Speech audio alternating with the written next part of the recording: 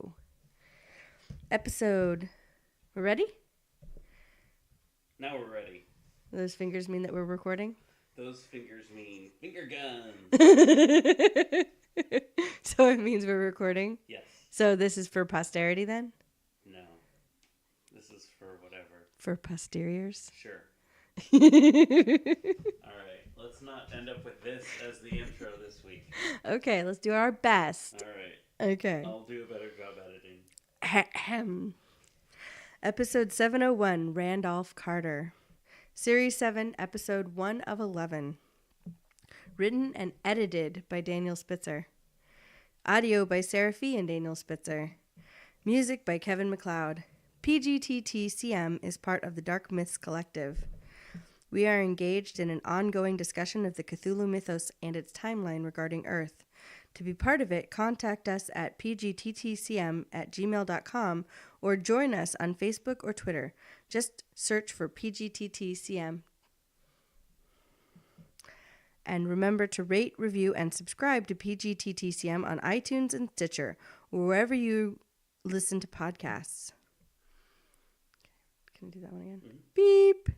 And remember to rate, review, and subscribe to PGTTCM on iTunes and Stitcher, or wherever you listen to podcasts. Donate to patreon.com/PGTTCM and get something cool each month. Early release episodes, unique audio content, otherwise unreleased banter, and our ever-popular sticker cult are just a few of the options. People's Guide to the Cthulhu Mythos is brought to you by BunnySlippers.com and FoundItemClothing.com. Hey, keep your feet warm and cute this winter with some Cthulhu slippers from BunnySlippers.com and get your favorite screen-accurate shirts from your favorite films from FoundItemClothing.com. Greetings, listeners. It is we, DB Spitzer and Sarah Fee, here to talk to you once again about the Cthulhu mythos, its books, its monsters, its unfortunate human casualties, its timeline in general, and even its tangential bits, like the dreamlands or things of a weird nature, or things that are Lovecraftian leaning. Once more we head into those dark woods, further feeling those malevolent forces upon us. Once again, we walk down the lightless stone staircase in the middle of nowhere.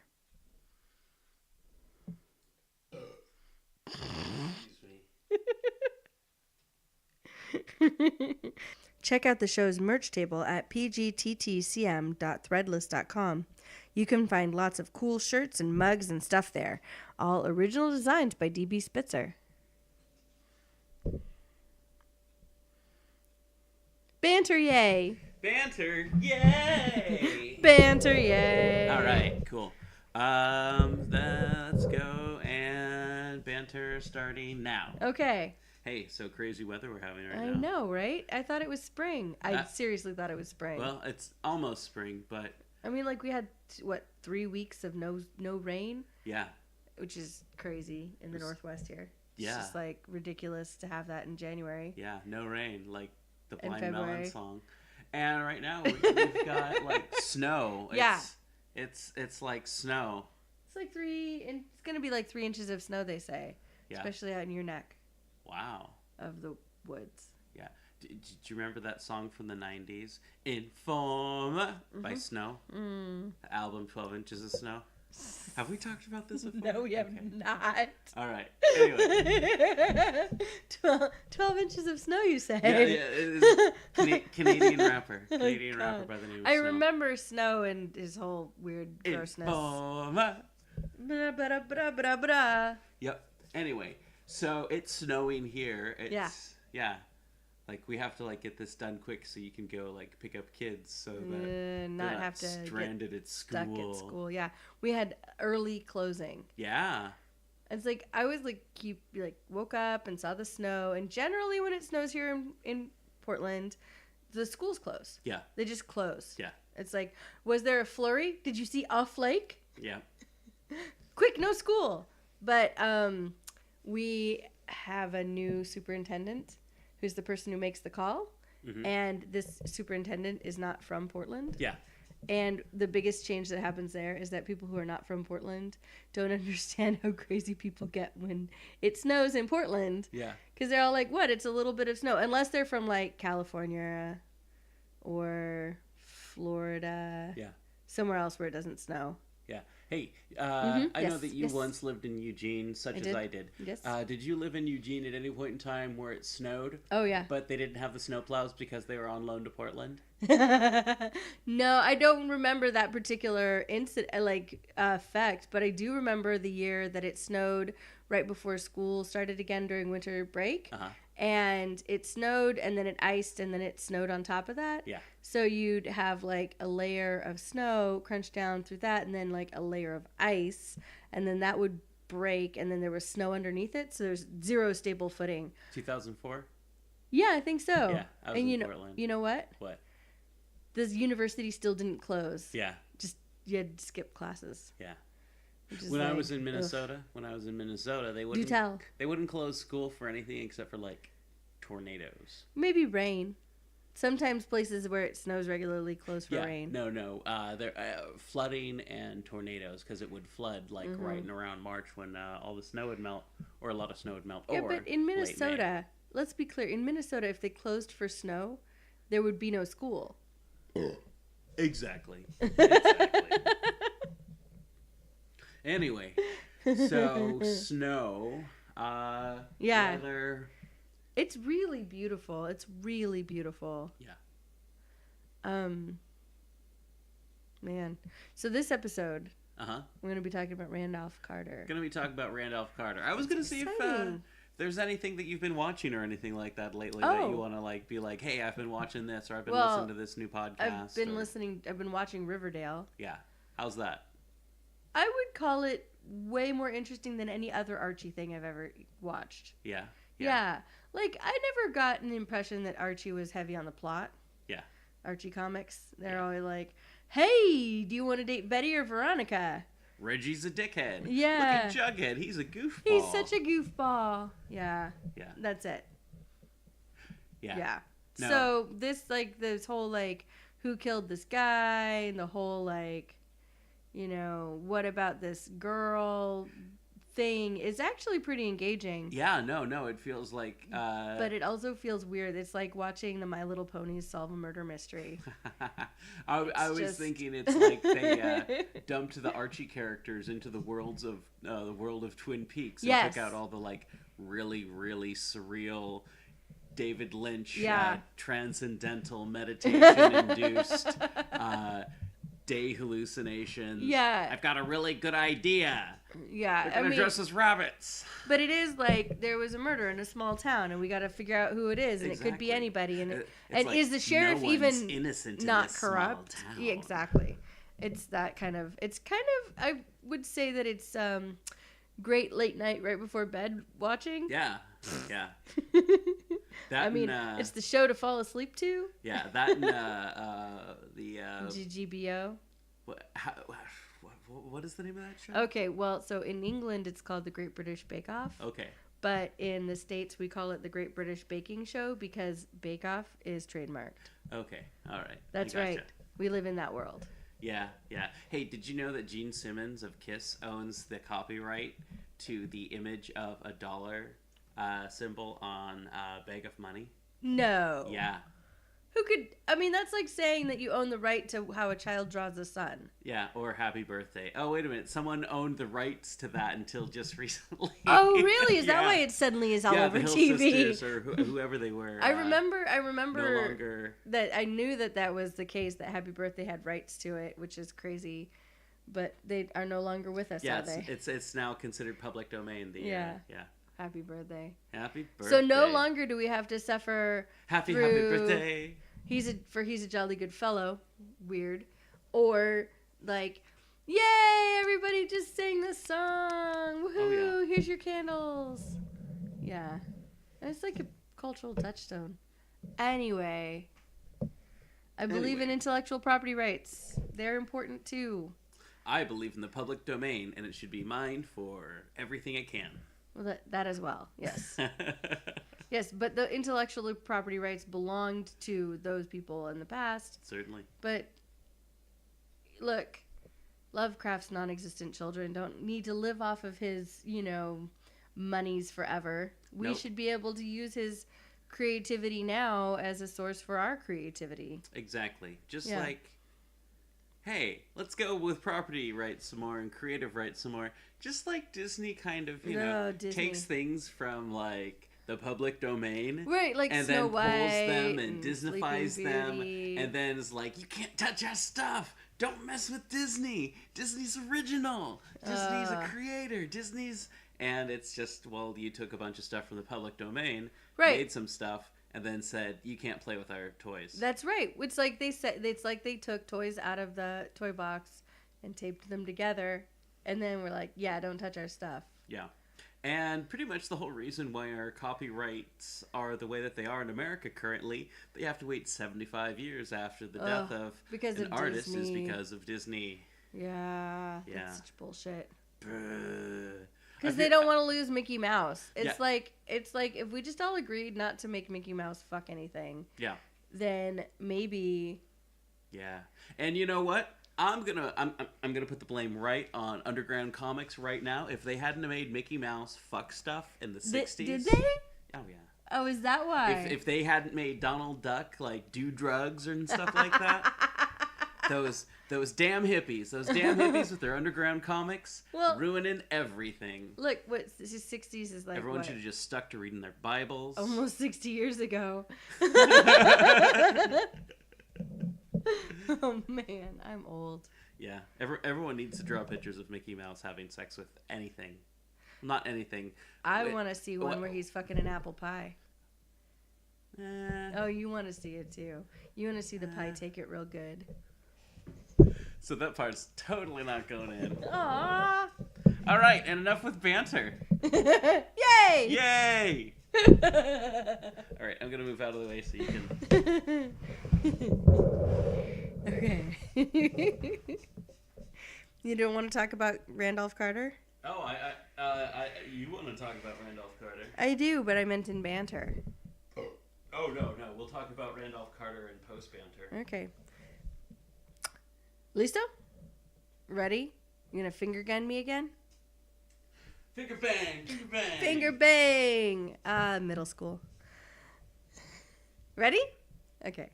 Randolph Carter is a recurring character in several stories by H.P. Lovecraft. Ever hear of the guy? The character first appears in The Statement of Randolph Carter, a short story Lovecraft wrote in 1919 based on one of his dreams. An American magazine called The Vagrant published the story in May of 1920. Carter shares many of Lovecraft's personal traits. He is an uncelebrated author whose writings are seldom noticed. A melancholy figure, Carter is a quiet, contemplative dreamer with a sensitive disposition, prone to fainting during times of emotional stress. But he can also be courageous, with enough strength of mind and character to face and foil the horrific creatures of the dreamlands. See also Lovecraft's Dream Cycle. Our protagonist is in the following stories: The Dream Quest of Unknown Kadath, which is on my reading list for next week. One of Lovecraft's longest tales follows Carter for several months searching for the lost city of his dreams. The story reveals Carter's familiarity with much of Lovecraft's fictional universe. Carter is also shown to possess considerable knowledge of the politics and geography of the dream world and has allies there. After an elaborate odyssey, Carter awakens in his Boston apartment with only a fleeting impression of the dream world he left behind, though he now knows what the lost city actually is. Ooh. Spoiler alert. Foreshadowing. All right. The Statement of Randolph Carter is narrated in flashback by Carter while being interrogated by the police who suspect him of murdering Harley Warren. Carter and his friend Harley Warren investigate a mysterious crypt in an ancient, abandoned cemetery. Warren believed the crypt may contain evidence that could confirm some of his speculations. Details of these speculations are never revealed, but it is said that Warren recently read a mysterious book written in an unknown language about the incorruptibility of the dead. Ooh. Upon reaching the cemetery, Carter and Warren uncover the crypt by lifting an immense granite slab, revealing a set of stone steps leading downward into the earth. Warren insists that Carter remain at the surface. He descends the steps alone, but remains in communication with Carter via a portable telephone set. Shortly thereafter, he tells Carter that he has discovered a monstrous, unbelievable secret and pleads with his companion to replace the stone and run for his life. When Carter asks what he has found, his queries are initially met with silence and then by the voice of an unknown entity who informs them that Warren is dead. This story is almost verbatim from one of Lovecraft's nightmares, but with minor changes like the name Lovecraft to Warren. The Unnameable begins with Carter in conversation with his friend Joe Manton, principal of a New England high school, discussing the supposedly mythical creature that bears the story's name. The tale is set in a 17th century cemetery as evening falls. Initially, Manton is skeptical and ridicules Carter for thinking that such a being may be possible. As darkness encroaches and as Carter's description become more detailed and supported by facts, his flippant dismissal gradually gives way to fear. The two are attacked by the monster but survive the experience. The Unnameable is notable for containing extensive quoted dialogue between the characters, something which Lovecraft scarcely used at all in the rest of his fiction. There is some question as to whether the Unnamable's protagonist is in fact Randolph Carter. He is named only as Carter and described as an author of weird fiction. An oblique reference to this incident is found in The Silver Key.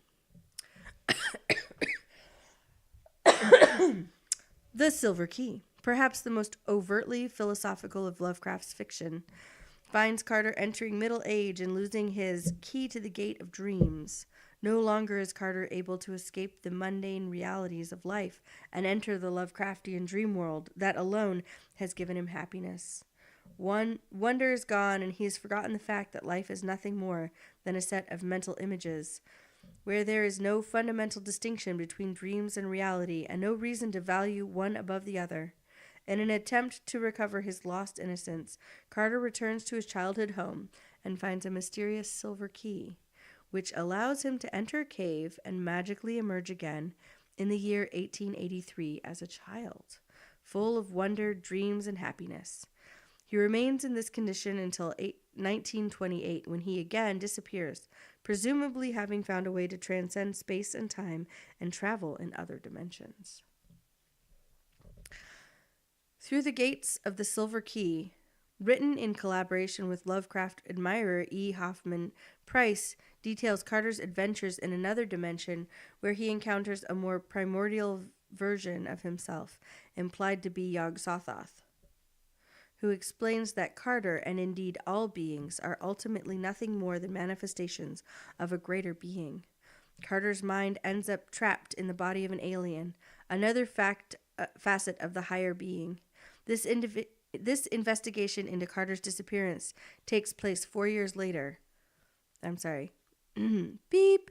The investigation into Carter's disappearance takes place 4 years later in 1932. Out of Eons by Lovecraft and Hazel Heald features a brief 1931 appearance by Carter.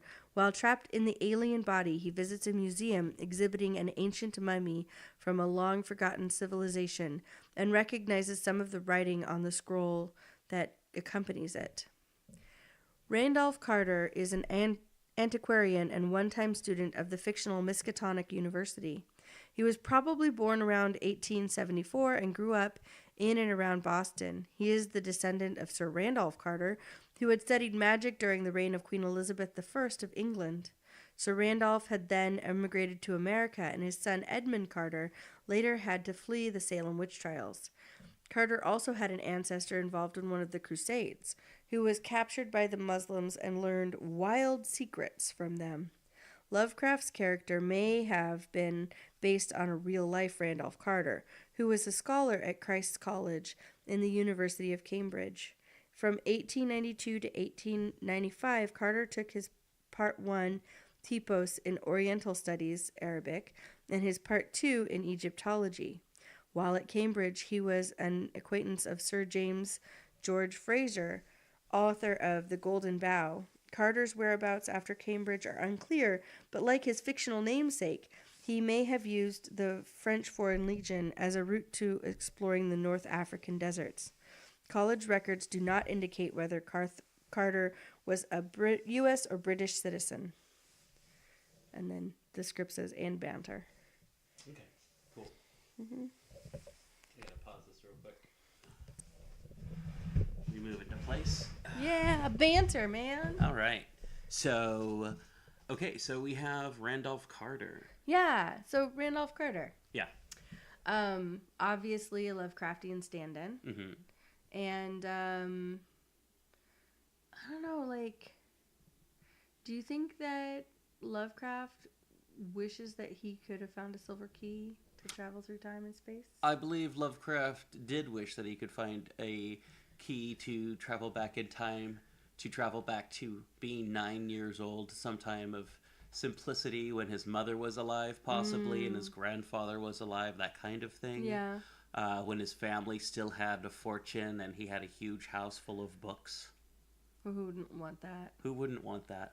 But, childhood is such a rosy time anyway, and then certainly. On top of that, if your life was also more financially secure and full of love, then yeah. But Randolph Carter is supposed to be a stand-in for Lovecraft, even though Carter is kind of based off of someone else, which we just kind of briefly touched on, like a real person. Pause the recording. No, we'll just let it ring through. Okay. So yeah, based on maybe a real person, or maybe like Lovecraft's idealization of a real person. Sure. Yeah.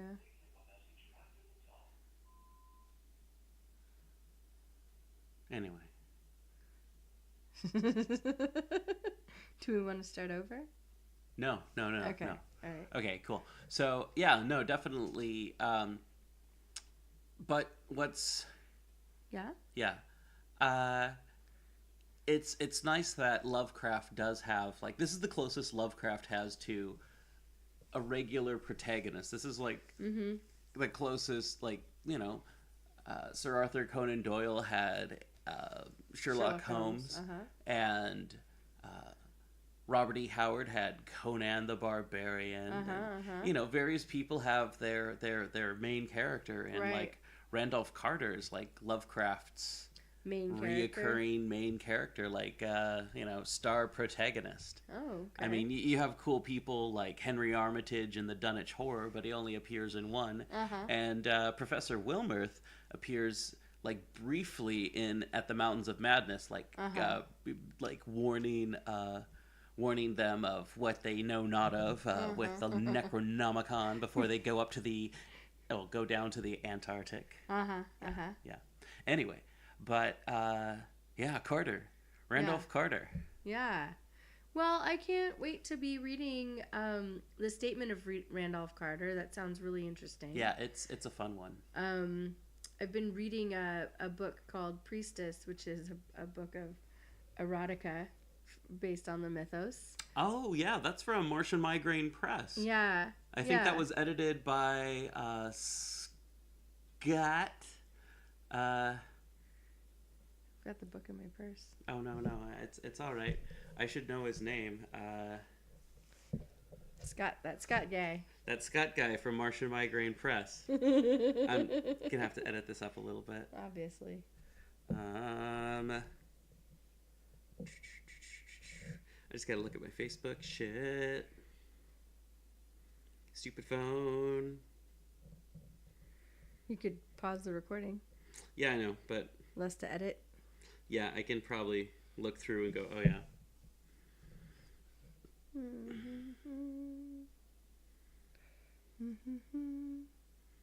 But I never saw them winning. No, I never saw them at all.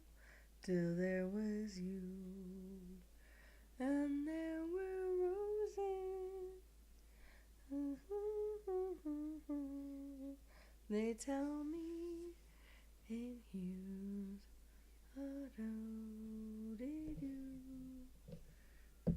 I need to watch The Music Man again. I've forgotten that song too much. What's your favorite Music Man song?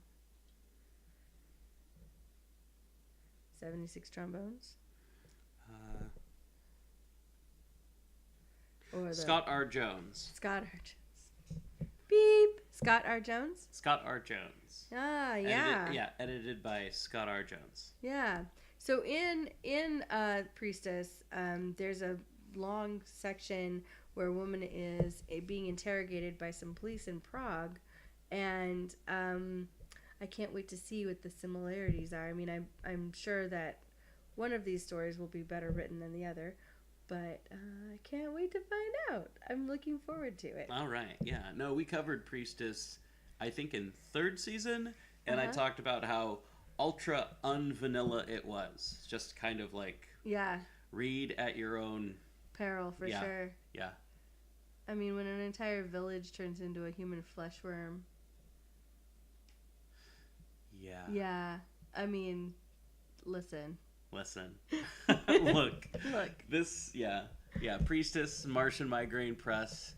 It's some pretty extreme, bizarro erotica involving the Cthulhu mythos. Yeah, but it can also be pretty hot. So, like DB said, at your own risk. At your own risk, yeah. You know, if a village having ritualistic sex to turn into a giant flesh worm. Hey, I already said that part. You know, is your cup of tea? Oh, yeah, cup of tea. Then definitely check it out. This is, unofficial commercial again for Priestess, because Scott R. Jones, Martian Migraine Press, Justine Joffreys, all cool people. So we want to support the arts. Yeah, for sure. And if you want to support the arts, check out patreon.com/PGTTCM. Yay! We've got a new Patreon scheme up. Woohoo! We've got multiple levels of donations, and different levels have different things. And we have one for innocent bystanders, people who just kind of want an early episode and little bits and pieces of stuff here and there.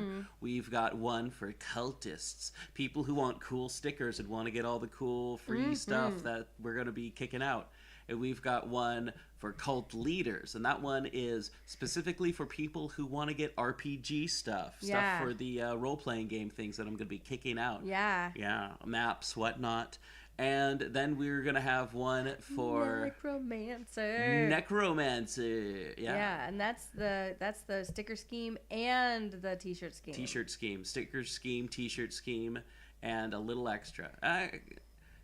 Cult leader, stickers, t-shirts, and cultist is the one that you get the RPG stuff, and investigator is the sticker club. Yeah. So but they all roll together. Yeah. It's like they keep rolling. Innocent bystander, bare bones, $1. Investigator, $5. Cultist, $15. Cult leader, $25. Yeah. Necromancer, $50. $50. But you also get cool prints and stuff like that. Right. This is per month. Yeah. So if you want to be a part of that, go to patreon.com/PGTTCM. And remember, threadless, or PGTTCM.com, or pgttcm.threadless.com to check out our cool t-shirt store. Yeah. And help support. If you just want one t-shirt instead of a t-shirt. Instead of being part of a t-shirt club, you just want to get, a t-shirt. So All right.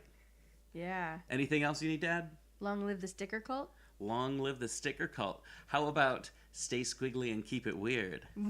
Peace in the Middle East. War in the Central Coast. All right. Thank you for listening to People's Guide to the Cthulhu Mythos. We've been Seraphy and Daniel Spitzer. Woohoo! And we'll see you next time. People's Guide to the Cthulhu Mythos has been edited and produced by DB Spitzer. Audio by DB Spitzer and Seraphy. Music by Kevin MacLeod. Listen to that beautiful music that you've heard all episode. This is my favorite part right here.